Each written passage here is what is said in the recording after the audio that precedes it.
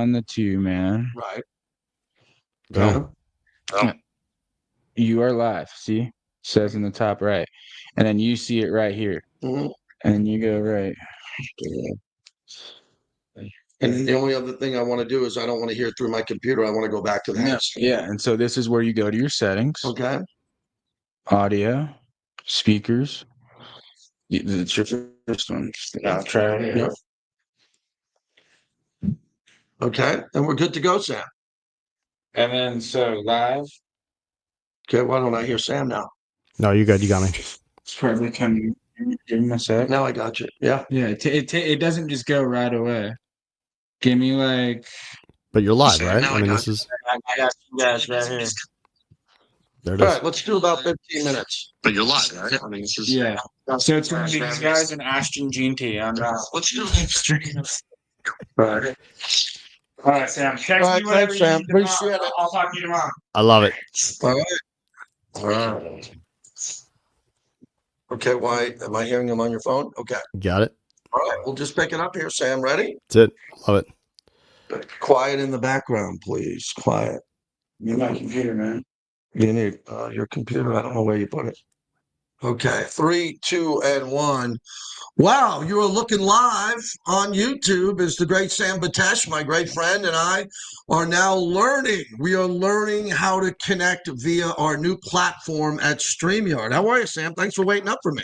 Dude, this is so easy, JT. What would I have been doing other than listening to you 7 to 10 p.m. Pacific time, just rock the airwaves at Mad Dog and get us fired up on a night when the NBA and the NHL are giving us nothing. You know, too bad we couldn't get the Jets to get us a game 7 there in the Stanley Cup playoffs, but that's all right. So it was a Monday off and we had to kind of default to some other things, but based on the conversations that you and I have had over the course, we've really been deep friends since 99, 2000. But the Knicks right now, I'm just like, I'm blown away at what I'm seeing. I can't quite wrap my head around one thing. The NBA playoffs always go according to plan. There are just certain things that you just, the Celtics sweep the Knicks in the regular season. I don't even understand where you must be in an emotional state of mind for what's happening with the Knicks right now. I'm just. Well, first off, it's very embarrassing that we've sucked for this long, and we've been irrelevant since the early 70s, not the early 80s, not the Michael Jordan 90s, not the 2000s, not the 2010s, that we've been so irrelevant that when we're winning these unbelievable games to advance just to the conference finals, everybody on 7th and 34th are streaming out of the Garden acting like we won a title. And as you know me, I don't like that at all. When there's 3 wild card teams in baseball and a team gets the 3rd wild card and they go into the clubhouse and put their goggles on and spray champagne for being the 3rd wild card, I feel like the Knicks are doing that now. And I don't like it. And it's not what I do. But who am I to tell mostly guys in their early 20s who are about to make the postseason to build their legacy, and they're making millions, some of them hundreds of millions, that they can't guzzle a couple of beers and drink champagne? Here's the reality. As great as it is to be in this moment right now, the Pacers being the team in your way. Now you could say there's a lot of history there, and what the Pacers did last season to the Knicks, and maybe this is a hurdle that could potentially be too much. And I say, forget about all that. I remember when the Phillies were in the World Series against the Tampa Bay Devil Rays. And I called my dad and I said, all right, you want to tell me that Allen Iverson can't beat Shaq and Kobe and the Lakers? I can live with that. You want to tell me Eric Lindros can't beat the Dynasty Red Wings with Scotty Bowman? I can handle that. You're going to tell me the Phillies have a chance to win a championship and they're going to lose to the fucking Devil Rays? If they don't do it right, like, this is the opportunity. Indiana's not a juggernaut here. The Celtics was the hurdle, and that happened. Stumbling now for the Knicks, as exciting as it is, and I want you eventually to play the Timothy Chalamet spilling out of the Garden because it's so good, but the fervor being what it is at Madison Square Garden, it's gone in a second if this doesn't end with a trip to the finals. I'm sorry. I'm sorry, but Indiana standing your way. No. This is not Giannis. This is not the Celtics. It's Indiana, and it has to continue. It has to go one more step. You nailed it. It's at that point where now you get this far, and if they don't advance past Indiana, Indiana's got 6 players in double digits, 6. Where the Knicks got 4 or 5 guys, you go out and get Bridges, and you go out and get Karl Anthony Towns on top of Brunson a few years ago. The Knicks have bigger stars, but most people don't even know that Pascal Siakam averages more points than Tyrese Halliburton. And he's a really good player. But you're right. Look, I said it earlier on Mad Dog Sports Radio tonight that Michael Jordan won 6 titles. Two of them were against Greg Ostertag. All right, let that sink in. 2 of them were against Greg Ostertag, not Bird and not Magic, 85, 86. It wasn't the bad boys. And once Jordan got by the Knicks, which is usually was the Knicks, and there were wars in the Eastern Conference semis, Jordan would get through, and then he'd have like a quick trip out to Seattle or Phoenix for Thunder Dan. Ooh, everybody was scared by Thunder Dan Marley and that team. And George Karl had a pretty good team that was mismanaged early in that series. But no one ever talks about the fact that Jordan got to 6 and he didn't get to any more. Where LeBron gets to final after final after final, won 4, lost a few. And this is what happens with the Knicks now. The Knicks haven't won since 72, 73. If they don't get to the finals, where Oklahoma City, totally inexperienced, with a former Nick and Hartenstein, and if they can't get through Ant-Man and that team, which is very flawed with Rudy Gobert, it would even be sticking the dagger in deeper to the history of the failures of the Knicks. And I liken it to a team in the NHL that you go hard after year, the Toronto Maple Leafs. This is the Leafs and the Knicks are such a similar path, because when you think about the history of the game and the fan base, the Knicks, from a fan base standpoint, set the bar in this league. And yet year after year, it doesn't happen. The Maple Leafs couldn't win a series, and they are the model fan franchise in the league, and yet it doesn't happen again and again. And my point to this is the Leafs fans thought it was going to happen. They hosted. They're hosting Game 7 with a chance to go to the conference final, and instead they wake up to a nightmare 6-1 obliteration, and everything that was positive before that is out the window. And that's my story with the Knicks. It's exciting right now, but you said it. To stumble on it now, it just becomes another cute story that's forgotten the next day. When you're here and you're this close, it's beautiful, but not taking that next step, that's gonna hurt. Now I know you got something from Stephen A that I want you to be able to play, because this is so interesting. But between the idea of Halliburton and Brunson and who's a star and who's not, and I heard you say it on Mad Dog tonight, and I want to get to this idea of the league sort of having a nightmare if certain teams make it to the finals. I want to twist that on its head, but I want to hear from Stephen A first about it, because he was asked basically, Is Halliburton a superstar? They're kind of asking whether Brunson or Halliburton's a star in the series, and it was just fascinating. And I know you got a clip from this. Yeah, here's Stephen A. and his comments here as we, and he is a diehard Knick fan. Brunson, so when he says this, let's give this a listen. He's not there yet. He is not overrated. Halliburton is not overrated. He can play. And he can close, and I give him mad credit for that. But he's not a superstar. When you consider the undersized Brunson, the load that he carries, because the New York Knicks, offensively, we've seen them do some good things, but one would argue when you consider the offensive efficiency of the Indiana Pacers and the multitude of bodies that they have, the depth that they have, Halliburton isn't asked to do as much to carry their offense as Jalen Brunson does for the New York Knicks. Yeah, I agree with a lot of that overall. I think what he said is really important, but also it's an issue that becomes unique if Halliburton steps up and closes out the Knicks in 4 or 5 and averages 31. Then I think you have to say that he's the next superstar. Remember one thing about Halliburton, if you were paying attention to the Olympics in Paris, pretty much Steve Kerr basically said, "You're not playing." And he was like, "What?"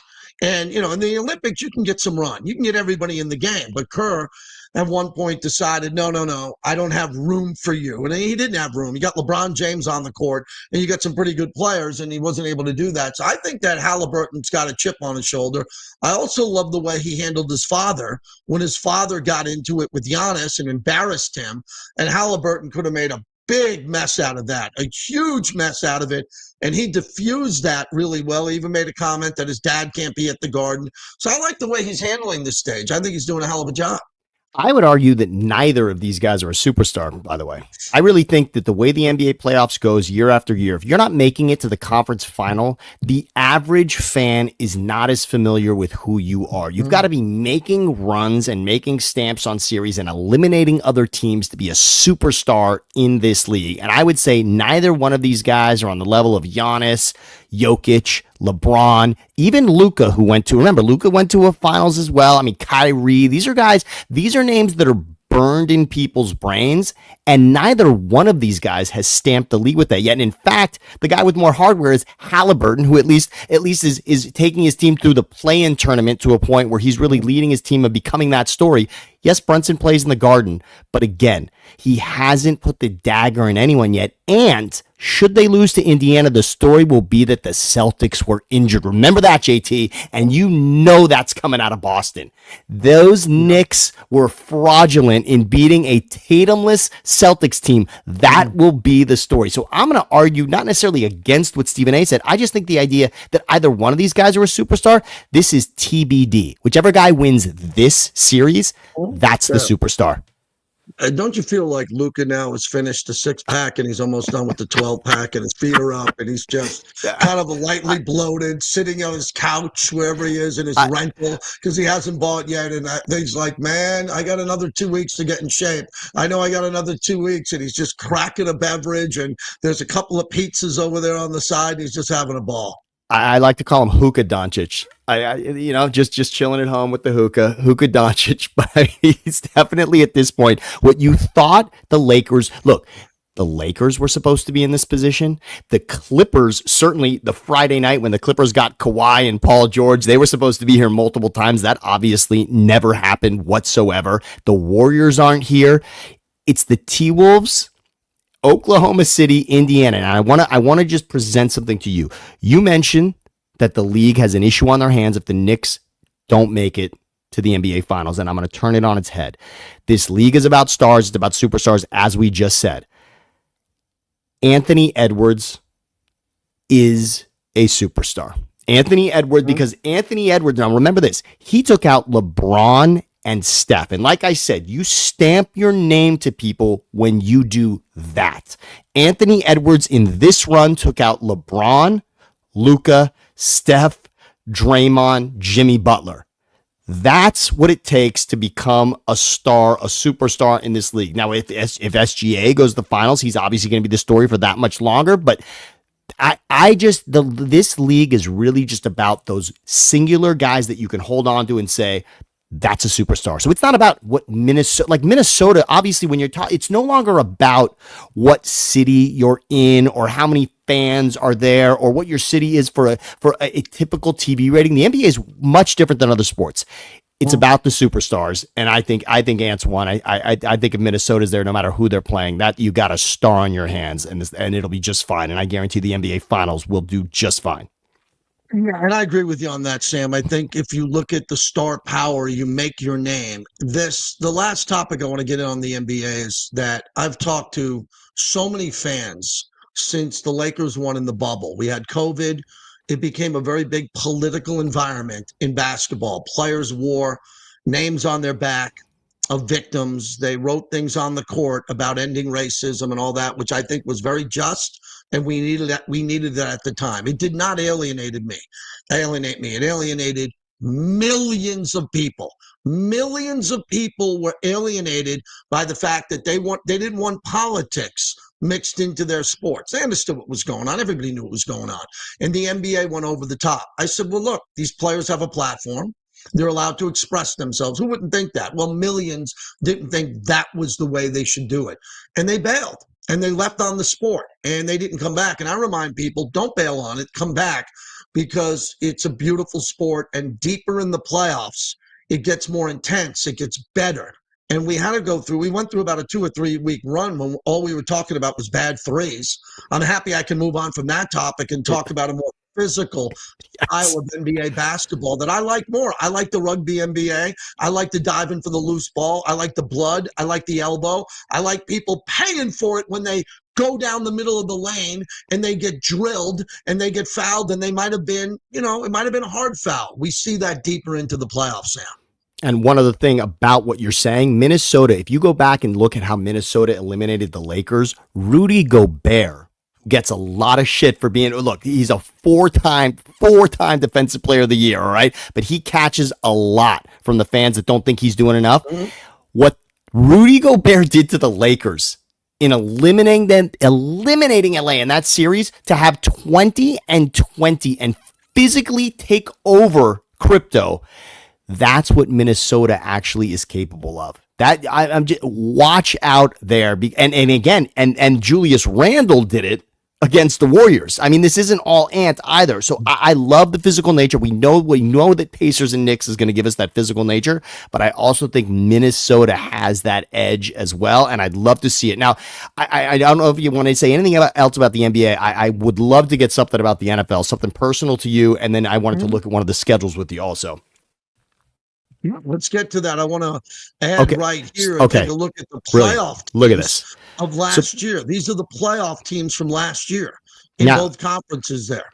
So I mentioned this today. I talked to our good buddy Larry Krueger today for a while, JT, and I brought up something that Andrew Siciliano has reminded us year after year. It's been 30 years of this happening in the NFL.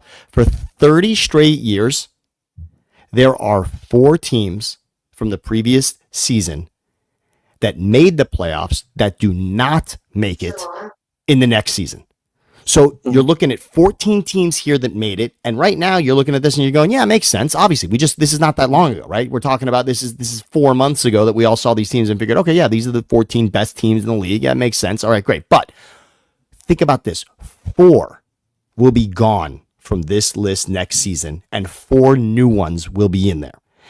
And when I see this to you, is there any, first of all, just tell me, when you look at this, is there a team on here that if you just had to take one, and remember, there's going to be 4 that leave this list, but is there one that screams to you on this list will not be here next season? Yeah, it's the Steelers. The Steelers will not be in the playoffs. I don't even know what they're doing at quarterback. And I would take the Bucs out of it too. I think the Bucs need the perfect storm to get in. And I like Minnesota, Washington. I think the Rams with the addition of Devontae Adams, the Eagles and the Lions, the Bills, Kansas City, and Baltimore seem to be a lock. It'd be easy to say maybe Houston would be out, and one of the 2 will not make it, the Chargers or the Broncos, one of those 2. But I think the safe play for me would be in the AFC, the Steelers won't return, and then the NFC, I'll take the Bucs missing the playoffs. Okay, that's great. And because of that, I want to do something. You can skip ahead right now on this slide. You can just go to the next. Now the Eagles are going to come up, then go to the Raiders. Hit the next schedule here. All right. Yeah. I looked at this schedule, and at first I thought, okay, it could be. It could be brutal. I mean, when you look at what the Raiders' season was last year, obviously disappointment. And then this schedule always looks difficult because the Chiefs are on it twice, right? I mean, how many teams have to deal with that? I mean, any team that's got the Chiefs twice, your schedule does not, no one's going to say you've got an easy schedule when the Chiefs are there twice. So any team in the AFC West is just not in contention for easiest strength of schedule. My point to you is this. You and I both look at that screen of the playoff teams and we say, all right, Pittsburgh beat it. I mean, that's just there for the taking. And if 2 AFC West teams made it last season, and both you and I think it's unlikely that the same 2 make it, is there a way to look at this Raiders schedule and say, could you get to 10 wins? I mean, is there a path to that? I mean, I think it is. I think there's a path here. I really do. And I know it may seem, it always seems crazy, but there's a team that shocks everyone each season. Why not the Raiders? Let me give you the games. And when we get into what the Raiders can do to start off, let's assume just for this conversation, they split with the Chargers and the Broncos. They win one, they lose one. Sure. That's 2 wins. There are 3 teams that they had better records than last year. So they were better than the Patriots, they were better than the Giants, and they were better than the Titans. If they win those games, that is 5. Okay? They get the Bears at home, that will be 6. I'm going to say if they beat the Colts on the road, I think they're just as good of. That would be 7. The Jaguars at home would be 8. They get the Browns at home. That would be 9. And then you're just looking for one more win. And that one more win can come from the Cowboys at home. That could come from the Texans on the road. Or I'm trying to find one other game there. I'll give you one. Wait, can I give you one? Can I give you one? Can I give you one? Sure. How about you beat the Chiefs 2 seasons ago on Christmas, and you're lining up for a game-winning snap against them this season. You split with Kansas City, which, again, when the season comes out, everyone loves just putting an L next to Kansas City, right, on every schedule. They're not going 17-0, and it's the divisional games that sneak up on everybody. So if you're looking for another one, I'm sorry, I'm giving 75% of one Chiefs win on this schedule. I'm sorry, but in a first of all, this team, what was this team 2 years ago? Who had the Raiders beating the Chiefs on Christmas Day? I'm sorry, that was on nobody's ledger, and it happened. It is possible. It is absolutely possible with this team, and remember what this team has done for 2 seasons at quarterback that now has Geno, and of course Pete Carroll, which we didn't even mention. But for Geno Smith to stabilize what's happening at quarterback, I'm sorry, but it can happen. And again, you're looking at plenty of the Colts, as you mentioned, they could be a disaster at quarterback. It has been that for a while. So I love that Raiders schedule, and I see it. I think you can count. You can get to, if you get to 9 wins, first of all, that means you're playing in week 17 and 18 with a chance to go to the playoffs, and that's absolutely in play. If the Raiders are there, their final game of the year is at home against the Chiefs, and that would be pretty incredible. But they got to come out of the gate and beat New England, or this conversation's over. You're right. They got to come out and beat New England, and they got to win their home opener against the Chargers. Because if they don't win their home opener on Monday night against the Chargers, you can't predict they'll win at the Chargers, because they're 1-6 lifetime 1-6 lifetime at SoFi, which is disgusting. Which is filled with silver and black, by the way, which is overrun by Raider fans. It's unbelievable that happens. All right, one other thing about the Raiders, I want you to be able to play something that happened. Now you and I spoke about this amazing event. Yeah, I want you to tell people about the gala that you were at on Saturday night, and then I know there was an amazing appearance by somebody, and I want you to be able to share a little bit of that with us, because you've run with a lot of amazing people in what the Raiders world has brought you, in what the radio world has brought you. Your career's obviously just been decorated with people that pop in here and there. To me, the one that you ran into this weekend, it may top them all. Well, thanks for the compliment, because there is no debate on this one point. I've been doing this for 30 years, and thanks to you, you put the 30th anniversary show together. I think it's now fair, before we play this video, that I've done a lot more fun things than the majority of sports talk radio hosts. It's not even freaking close. Okay? It's not even close. From backpacking in Australia with my 4 best friends, to traveling the world, to doing great things in sports, actually going to games where sports radio hosts say, I don't go to games. I stay down in my man cave and have a vodka and eat quesadillas. That's not me. So I went to the Raiders gala the other night, Saturday night. It was Mark Davis's 70th birthday. Happy birthday, Mark. I've known Mark for almost 30 years, and this was big. And who performs? Who performs but this guy? Let's listen to a little Stevie Wonder.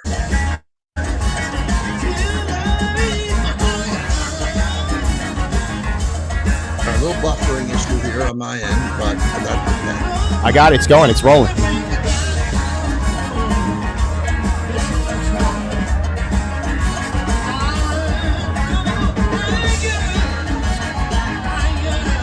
Wow. That is Stevie Wonder performing, and that was truly amazing.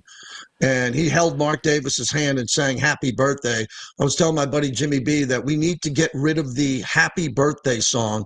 Happy birthday to you. No, we got to use the Stevie Wonder. Always. Happy birthday to you. It was just to hear him do that. It was like, wow, the song is so much better. And That was a really special night. And to see Stevie Wonder, you want to check that off a bucket list, Rock and Roll Hall of Famer, Motown. That was pretty cool. Kidding me? That's like I said, I've been next to you for a few incredible moments throughout your career and your personal life. But when you told me that there was a possibility that Stevie would be there, I didn't even think of the performance. I just thought Stevie was going to be at the gala, for maybe giving something away or whatever. I had no idea. The fact that he was on stage like that. And by the way, does he look and sound unreal? Look at that. He's Stevie Wonder. He's exactly what you thought. I want to leave on a topic because my Yes. son likes to cut it up and make a reel out of it.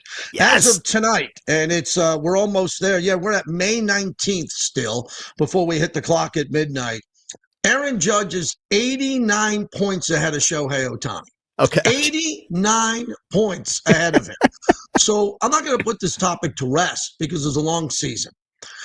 Shohei Ohtani is not the best player in baseball if he doesn't pitch. If he doesn't pitch, he doesn't field his position. He runs the bases great. He doesn't play the position of defense. He's a DH, which he doesn't have to be. He can play first base. He can play right field. Everybody mocks Judge because he dropped the fly ball, hit him. He's a very good fielder. That was something that'll stay with him until he removes that asterisk. But as of now, Judge is better than Ohtani. At the end of the year, if Ohtani can take this 89-point deficit down to 50, down to 40, which he will, because Judge goes into some tremendous slumps where he looks like he's playing wiffle ball in the backyard at Gaviota, where you're throwing a swerving curve and he just like wails and misses. He goes through that for like 2 weeks, and Ohtani doesn't. But as of now, I just want to say, all rise for the Judge. All right, do me a favor for this before I speak a word about Shohei Ohtani. I dropped something into the bottom of our little yard here, of our little stream yard. Will you just hit the Shohei Ohtani clip I just put in there? There's something that just happened a couple of hours ago. Unless it was a strategic part of the game. Oh. Ohtani hammers the ball the other way. Forget about it. 17 for 17.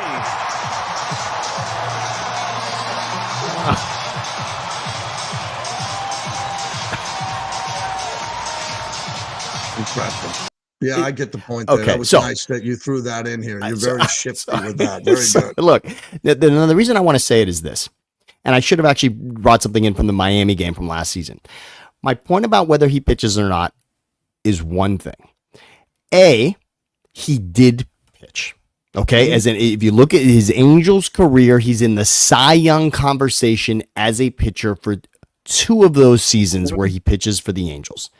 What he did in his first season with the Dodgers. Now remember, he's in Anaheim where it does not matter if you win or lose games. You and I have been there. You know that I have suffered through being an actual Angels fan in LA, along with the Phillies, sure, but it does not matter. The Angels obviously took Mike Trout's decade-long Hall of Fame, multiple MVP career and surrounded it with 0 playoff wins. So we know that it does not matter if you win or lose in Anaheim at all. So Shohei got to cut his teeth in a place that didn't matter when it came to what you did or if you made it to the postseason and what happens when you do make it to the postseason. And he switches all of that to sign with the Dodgers, where you and I both know it.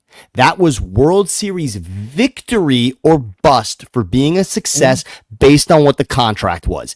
In his first season, not pitching, but for the Dodgers, number 1, the team wins the World Series. Okay.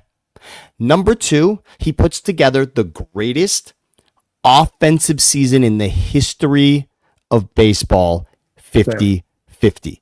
So he stamps that as an MVP with the greatest offensive season of all time, in which his team wins the World Series, and a little note on top of that, running through Aaron Judge in 5 games. Now, maybe we can give some of that to Nasty Nestor. That's fine. Obviously, Freddie Freeman has the moment. Shohei wasn't incredible in the World Series, but I'm sorry, he's in that series, and obviously you got to face him in that lineup. And the only point that I'll make to you on this, and this is an if, and I hate INF when it comes to sports, but if Shohei Ohtani has 1 postseason victory for the Dodgers as a pitcher, this conversation ends forever. Yes, if he does, yes, does. it ends. And I'll give that Judge is in the batter's box, potentially he's the greatest slugger, but Shohei Ohtani is the greatest player we've ever seen. Yes, and now I'm dipping the show in reality like Looney does. I'm dipping the show in reality. If Judge wins a World Series and a World Series MVP and has a better season than Ohtani does this year or next year, he at that point will be the best player in baseball that year. And again, there were years that Ted Williams was better than Joe DiMaggio, but there were years more so than when DiMaggio was better because Williams didn't make the playoffs. And DiMaggio did and won World Series. And I thought Ted Williams was a better player, but we didn't have the opportunity to sell that story long term.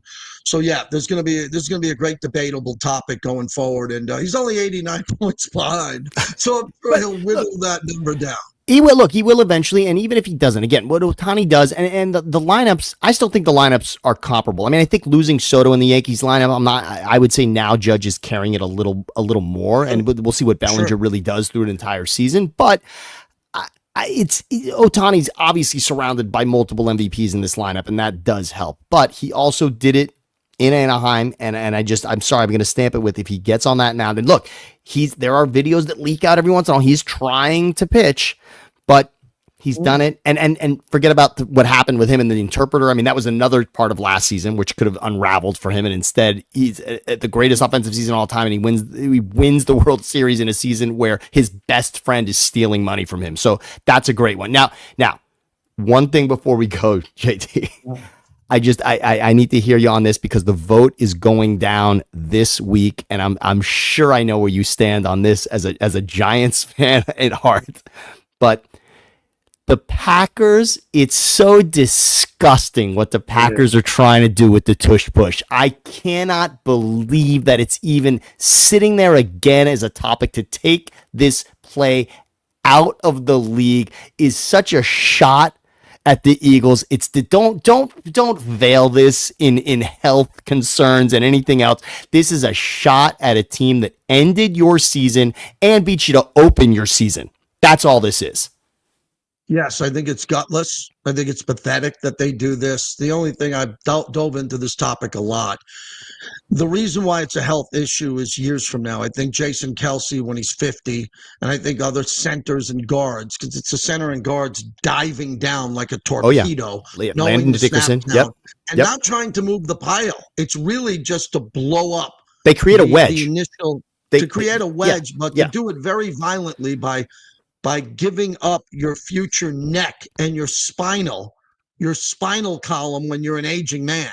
So if they wanted to get that out, okay, then debate that topic. Debate that all day. There's just not enough evidence to debate the long-term effects on this. How could there be? It's a new play. But the one thing I've never liked about it is I don't like the pushing of a teammate in. I don't think that's necessary here. What I look at the tush push is differently. I think the center guard, Jalen Hurts, works out with the offensive line. He's got tree trunks for legs. He squats 600 pounds. So when you run the play, if you're not pushing him from behind, which you don't need to, you don't need to push him. You can just let him run that violent sneak. It's a violent sneak because they're not trying to push the pile. They're going down. Then let that play. And then how hard is it, Sam, to not have a running back or a fullback or a tight end push from behind? Just don't allow that and you keep the play. I absolutely love that you said this. For those that really look at the play with a magnifying glass, notice how many times Hurts doesn't even need the assist, because what you said is it's that violent push. It creates a crease where Hurts is actually just falling most of the time to his left over Landon Dickerson. He's falling to his left into a perfect little crease that's gaining the yard. Now, when they gain more than a yard, when it's 2 or 3, which they've done, that is a surge, yes. But you'll see on a lot of these plays, A.J. Brown stands there and doesn't even push. A.J. Brown's not really putting himself in harm's way. If you watch most of those, he's not really. Goddard gets in there and pushes a lot. There are guys that are, but they don't need it. They don't. I guarantee you Sirianni's already cooking up a way right now with his new offensive coordinator to say, we're not letting the Packers take our ugly free yard away. We will find another way to steal that yard from everybody. I guarantee you. If you want to just for the practice play what Sirianni said, this is a month ago. This was at the first owners meetings where they were talking about it. Listen to what Sirianni says when he's asked about this tush push. Right. Yeah. But then sort of the counterpoint that the others have made seems to be there's injury concerns about it because of the nature of it and the forces. I mean, do you think that those concerns are valid at all? Do you have any of them? Just, again, I know what the data says and I know how we coach it, and we don't coach a push play any different than we coach a quarterback sneak play. So, that if, it's, again, the injury data says what it says, and we coach it the exact same whether somebody's pushing or whether somebody's not pushing. And I know that play's been, I think somebody said something about Bart Starr running the play a long time ago, so that play's been in for a very long time. There's probably a lot of injury. There's probably enough data on that play to get information from Nick, one of the things. Look at that little Yeah, shot. The Bart Starr the subtle little Bart Starr shot there. I think, I remember when players were playing in the 70s and I started watching football in the 80s, and now they don't recognize me because they have CTE. And, you have to look at situations differently here. Part of me says, from just knowing the game like I do, that this is going to lead to future brain trauma injuries if you run it too much. If the Eagles run it, say 45 times a year, or say 20 times, multiply that by 6 years. If a player played on that offensive line compared to the Saints, who don't run it once at that type of play, then you have the data to look at the offensive line and neck injuries and all that. But we're decades away from that. And it's the same. This is all about the league being afraid of being sued. That's what it's always been about. And to give Goodell credit, which I normally do, he sees the big picture. He's trying to protect the owners. He wants to play out of here so he doesn't have a lawsuit maybe 12 years from now when he no longer is the commissioner, but he's getting called into testimony about what he knew about the tush push. Look how this league just tears you down, right? No one wants to see the Chiefs win. The Eagles beat the Chiefs, which apparently everyone's rooting for that to happen. And as soon as the Eagles win, what can we do to take something away from the Eagles? I mean, it's hilarious. It's hilarious that happens. All right, my friend, I'm playing Shadow Creek, the greatest golf course maybe in the world, tomorrow for Coaches vs. Cancer with Lon Kruger. I'm going to get some rest. I love how we played around on this live stream. I think it's the start of something we'll look back on. You crushed it, dude. Absolutely. Loved it, JT. Great job. Love you, man. Be good. Great stuff. And stream, bam.